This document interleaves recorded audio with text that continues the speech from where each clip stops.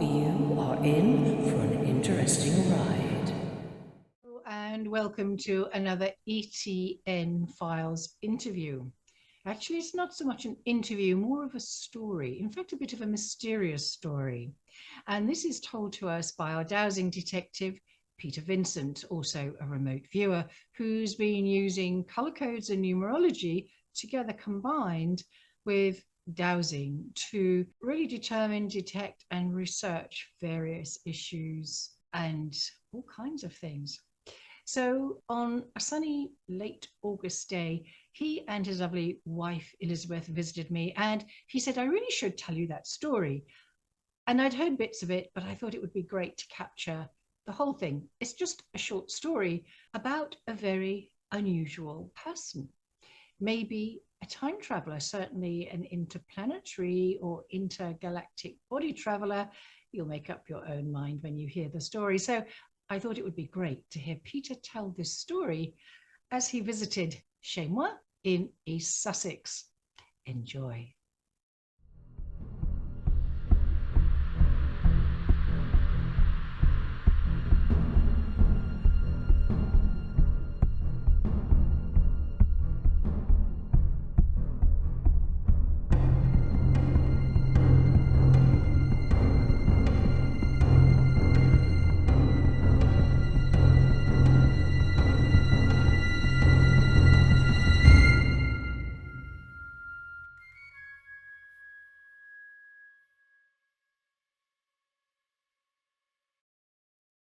This young chap came in the shop wearing a Harris Tweed hacking jacket that was at least 30 to 40 years out of date.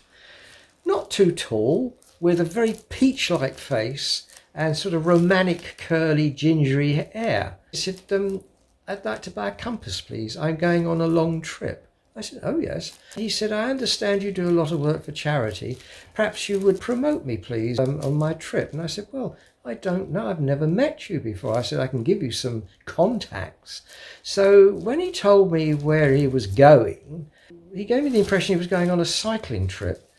But getting a ferry across to France and then going on a cycling trip for charity all the way to Mongolia and back again. And can I just ask, how did he actually know that you did a lot for charity? Well, that's just it. I'd never met him before, so that was another strange thing. So I tried. Well, you're going through some very dangerous territory, you know, north of the Black Sea, etc., to former sort of Arab areas. I said, I'm doing this colour research. I said, what I'd like to do is to colour code you and give you a copy of that colour code and for me to keep a copy and then to see if I can keep in mind-to-mind contact with you or at least track you over the map. So it's basically going to be remote viewing over the world maps to try and track your movements to where you go and when you come back. Now to do that, I need to code you. So he held his hand out. He held his hand out like that. And I went over with this very instrument I'm holding like this. And he went like that. He said, you burnt me. Now, that's never ever happened before with anybody else when I read them. So I coded it. And literally all you were doing was just holding this pendulum here over, the very object you're seeing now, over his hand. And it burnt him. He felt the heat of the energy going through from me to himself, as if the sun had burnt you, you know. So I created a code very much like this. It all would start pink and white and yellow, if I remember. This was a similar code that I did. So I painted this up at night. But before that, he of course came in for a compass. I found some compasses. I said, well, if you get kidnapped or anything like that, you want to know where you are.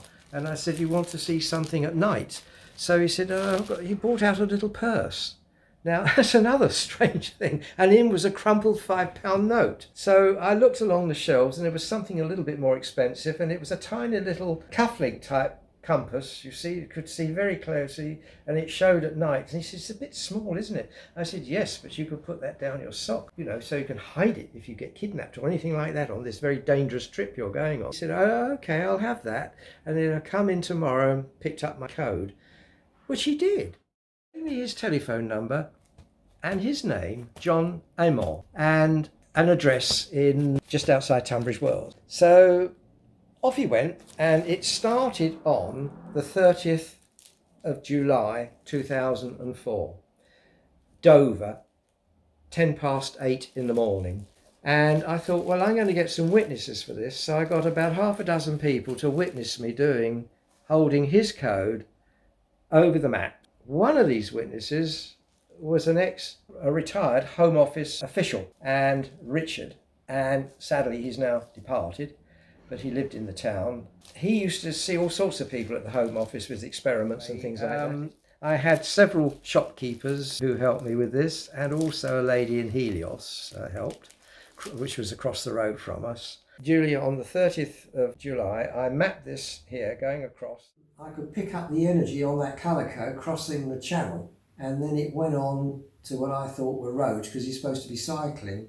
And I got half a dozen other people to witness this map dowsing. So he went to Calais and then went via St Martin by about 09:45. So it's all recorded here, you see. And then I listed all the places that he'd passed through all the way down. So that was the 30th and the 31st of July.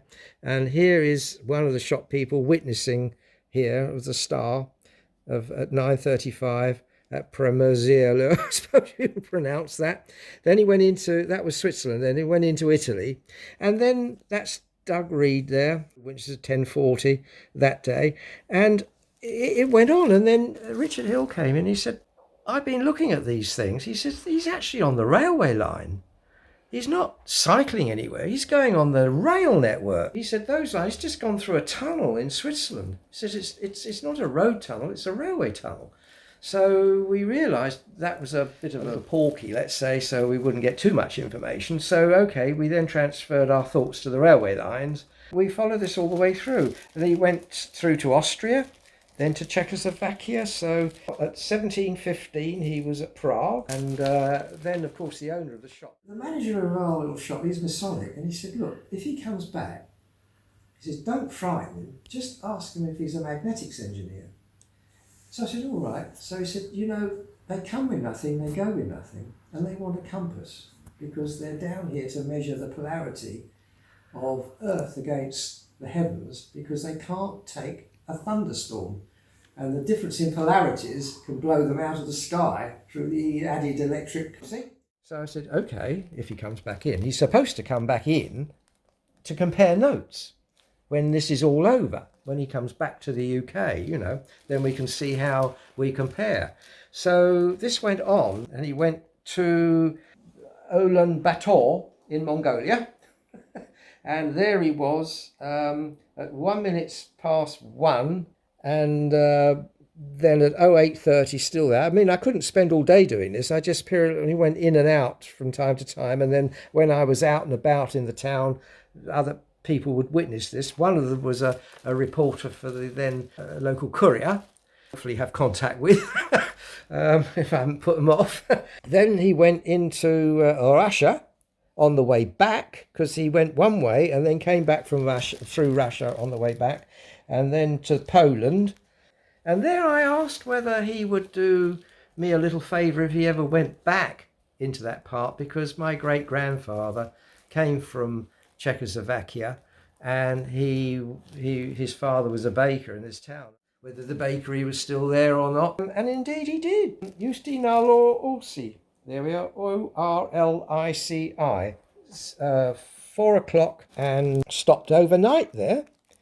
And then we found, and don't forget, I'm holding his code with the same device there, the code like that device over the maps. And he was supposed to come back. So we then arrive on Saturday the 7th of August, is in France. So he goes in one way, comes back slightly into the north through other countries and comes back. And therefore they need to know the magnetics of Earth to try and avoid these disturbances to them. So anyway, he never turned up. I mean, he's certainly not a charity run. He's not doing this for charity. But then what is charity, you see? So I had a look and I found him in America, doing the same thing in America, going around the rail network, all the way along, across Arizona, up the Pacific coast, up to Seattle, Then it went into Canada, all across Canada, down to New York. And I thought, well, he must be coming home now. So there was a flight, but it never went to Gatwick or anything in Heathrow. It went past Spain over to Greece. It went to Athens, to the Olympic Games. And another very interesting thing that Peter mentioned about this attending the Athens 2004 Olympics was, he said, well, of course, what better place is there to monitor the excellence of the development of the physicality of human beings? Well, what a thought. Yeah.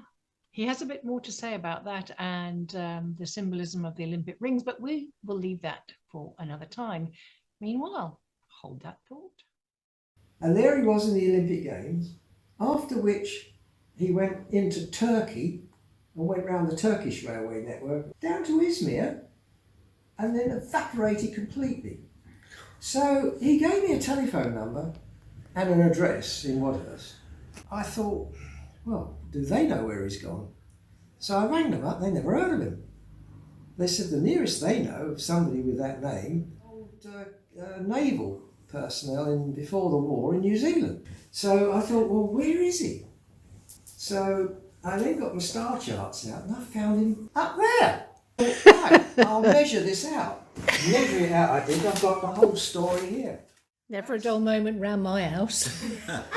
That's the chart that everybody was witnessing. So what I decided to do, that's the only star chart I had. So, and I measured his journey and it took 23 days to get from here to the Orion system. So that's where he went, to the Orion system. So having established that he'd gone to Orion and it had taken 23 days, all logged here, that suddenly twigged with me with the 23 degrees from the big pyramid in Egypt to the Sphinx.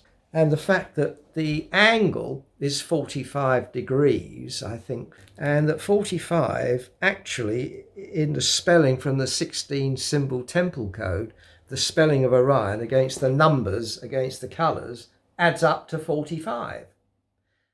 The thing is, he never turned back up again. Things lapsed, and then I went to the Christmas midnight service in King Charles Church. I sat in the gallery there, and the first lesson was John the Messenger. And of course, Amor is love, John, love, John the Messenger. And then it suddenly twigged that he was a messenger. And he was testing me out, teaching me about something. You know, you wonder then how this all fits into religion, etc. Because it's happened. That's all that one can say. You know, the people helped with this. They witnessed divining. It's called divining when you work against the colours. The colours, that's the 42 code there. I'll show you this. This particular code picks up ley lines. You have to hold them top down. If you were to hold that upside down like that, it could represent something else which you would never know what it was. You always ask the colours for what it is you need to know. So there's a story there, you know. So that is the tale of the mysterious Mr. John Amor, who came in a shop in Tunbridge Wells in 2004 in a 40-year-old looking hacking jacket of the Harris Tweed kind, who brought out a very unusual purse for a man to have with a very crumpled old £5 note in it. And he seemed to know a little bit more about Peter, whom he'd never met, than Peter certainly knew about him. And he said he was on a cycling tour. Well, clearly it wasn't a cycling tour, and neither was it for charity. So what was that? And what was that he felt a burning sensation quite strongly as Peter moved the pendulum over his hand to create the codes. The codes that we showed there, or the code, was not the original one. That is lost to time, but the one that you saw here was more or less very similar. So our Mr. John Amor went not only all round the railway system, picked up by more people than Peter, in fact, mentioned to him initially by Richard, his colleague. And isn't that interesting that Edmund, the Masonic owner of the shop, said to Peter that not to frighten Mr. Amor should he come in again, to check back and corroborate perhaps the journey he had, but to also ask him if he was an engineer of magnetics. So there's lots of very interesting things, not least the fact that he finally seemed to be found in the Orion system, which only took 23 days by Peter's calculation. So make of that what you will, folks, and join us again for some more fascinating insights into some mysteries. Over and out from the ET Newsroom, and I am Johanna Summerscales, your host, with the Dowsing Detective, Peter Vincent.